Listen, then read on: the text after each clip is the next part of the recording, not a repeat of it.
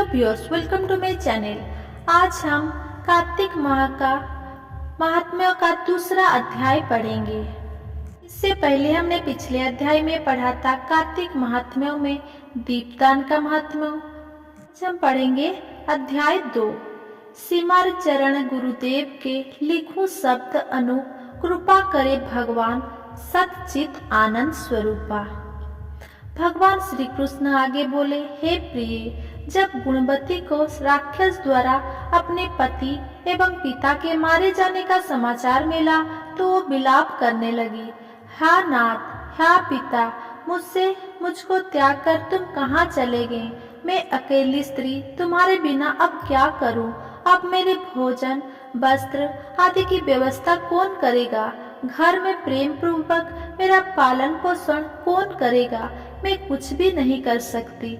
मुझ विधवा की कौन रक्षा करेगा? मैं कहाँ जाऊं? मेरे पास तो अब कोई ठिकाना भी नहीं रहा।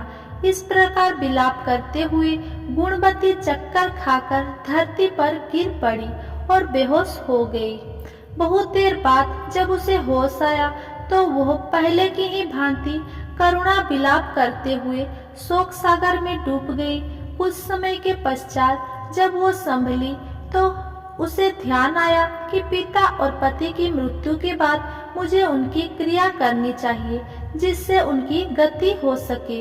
इसीलिए उसने अपने घर का सारा सामान बेच दिया और उससे प्राप्त धन से उसने अपने पिता एवं पति का श्राद्ध आदि कर्म किया। तत्पश्चात वो उसी नगर में रहते हुए 8 पहर भगवान विष्णु की भक्ति करने लगी। उसने मृत्यु पर्यंत तक नियम पूर्वक सभी एकादशियों का व्रत और कार्तिक महीना में उपवास एवं व्रत किए। हे प्रिय, एकादशी और कार्तिक व्रत मुझे बहुत ही प्रिय है। इनसे मुक्ति, भक्ति, पुत्र तथा संपत्ति प्राप्त होती है।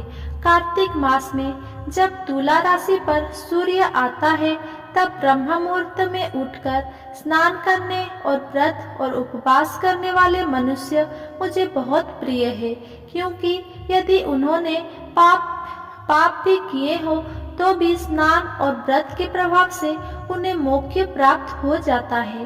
कार्तिक में स्नान, जागरण, दीपदान तथा तुलसी के पौधे की रक्षा करने वाले मनुष्य साक्षात भगवान विष्णु के समान है। कार्तिक मास में मंदिर में झाड़ू लगाने वाले, स्वस्तिक बनाने वाले तथा भगवान विष्णु की पूजा करने वाले मनुष्य जन्म मरण के चक्कर से छुटकारा पा जाता है। ये सुनकर गुणवती भी प्रतिपल श्रद्धा पूर्वक कार्तिक का व्रत और भगवान विष्णु की पूजा करने लगी। हे प्रिय, एक बार उसे ज्वर हो गया और वो बहुत कमजोर भी हो गई। फिर भी वो किसी प्रकार गंगा स्नान के लिए चली गई। गंगा तक तो वो पहुंच गई, परंतु शीत के कारण वो बुरी तरह से कांप रही थी। इस कारण वो शिथिल हो गई। तब मेरे यानी कि भगवान विष्णु के दूत उसे मेरे धाम में ले आए। तत्पश्चात ब्रह्मा आदि देवताओं की प्रार्थना पर जब मैंने कृष्ण का अवतार लिया तो मेरे गण भी मेरे साथ इस पृथ्वी पर आए, जो इस समय यादव है। तुम्हारे पिता पूर्व जन्म में देव शर्मा थे तो इस समय सत्रजित है। पूर्व जन्म में चंद्र शर्मा जो तुम्हारा पति था वो झक्कू है। और हे देवी, तू ही वो गुणवती है। कार्तिक व्रत के प्रभाव के कारण ही तू मेरी अर्धांगिनी हुई है। पूर्व जन्म में तुमने मेरे मंदिर के द्वार पर तुलसी का पौधा लगाया था। इस समय वो मेरे महलों के आंगन में कल्प वृक्ष के रूप में विद्यमान है। उस जन्म में जो तुमने दीपदान किया था उसी कारण तुम्हारी देह इतनी सुंदर है और तुम्हारे घर में साक्षात लक्ष्मी का वास है।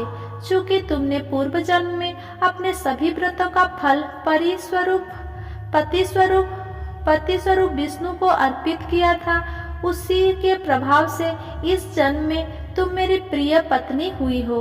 पूर्व जन्म में तुमने नियम पूर्वक जो कार्तिक मास का व्रत किया था उसी के कारण मेरा और तुम्हारा कभी वियोग नहीं होगा। इस प्रकार कार्तिक मास में व्रत आदि करने वाले मनुष्य मुझे तुम्हारे समान प्रिय है। दूसरे जप तप यज्ञ दान आदि करने से प्राप्त फल कार्तिक मास के में किए गए व्रत के फल से बहुत थोड़ा होता है, अर्थात कार्तिक मास के व्रत का 16वां भाग भी नहीं होता है। इस प्रकार सत्यभामा भगवान श्री कृष्ण के मुख से अपने पूर्वजन्म के पुण्य का प्रभाव सुनकर बहुत प्रसन्न हुई। अगला अध्याय सुनने के लिए मेरे चैनल को सब्सक्राइब करें और मेरा ये कथा अगर आपको पसंद आया हो तो मेरा वीडियो को लाइक कमेंट शेयर करें। धन्यवाद।